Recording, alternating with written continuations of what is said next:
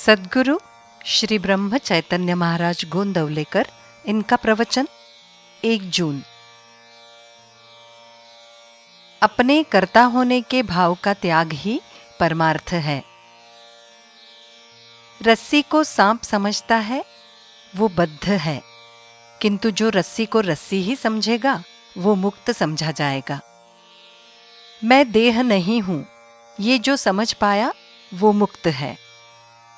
सत्य ज्ञान को जान लेना ही मुक्तावस्था है। हमारी बद्धावस्था हम ही ने निर्माण की है। चिंता, तड़पन और दुख ये बद्धावस्था के लक्षण हैं। तो किसी भी परिस्थिति में प्रसन्न रहना मुक्तावस्था का लक्षण है। जग जाना मुक्त दशा में पहुंचना है। मेरा तो मेरे पास ही है, किंतु वो मुझे ज्ञात नहीं हो रहा है। भगवान को भूलने के कारण मैं देही हूं अर्थात देह हूं, ऐसा हम कहने लगे हैं। देह तो मेरे वश में नहीं है, अतः मैं देह नहीं हूं, ये सिद्ध होता है। हम जब अपने को कर्ता मानते हैं तब हमें उसके साथ सुख दुख भी भोगना पड़ता है। मुझे न सुख होता है न दुख, ऐसा जिसे लगता है उसे मुक्त समझो। वो कर्ता होने का भाव बड़ा घातक होता है। मैंने इतना बड़ा बाड़ा बनाया, गृहस्थी भी सफलता से की, ऐसा गृहस्थ को अभिमान होता है। सन्यासी भी अपने मठ का अभिमान रखता है, यानी इस कर्ता होने के अभिमान के बंधन से दोनों का भी सहज ही से छुटकारा नहीं होता। यहां कर्ता होने का भाव हम छोड़ना चाहते हैं, तब भी वो हमसे नहीं छूटता। हमें ये सदा अनुभव होता है कि भगवान के अस्तित्व पर पूरा विश्वास होने पर ही ये कर्ता होने का भाव, उसका अहम कम होता है।